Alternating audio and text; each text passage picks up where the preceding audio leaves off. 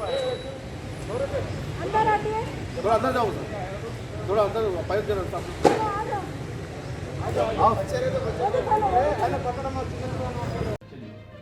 खुशामदीद नाजरीन, मैं सैयद गौस मोइनुद्दीन आपका INE टुडे पर खैर मकदम करता हूँ।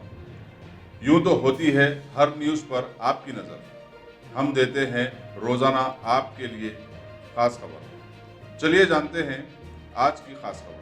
शहर हैदराबाद के हबीबनगर पुलिस हुदूद में वाक़े मल्लेपल्ली की जामा मस्जिद में दिल्ली के एक इज्तिमा में शरीक होकर 24 मार्च को हैदराबाद लौटने वाले करीब 37 लोगों को इलाके की पुलिस ने आज 3 एम्बुलेंसेस के जरिए कोविड-19 वायरस के टेस्ट के लिए बेगमपेट के नेचर क्यूर सेंटर मुंतकिल कर दिया।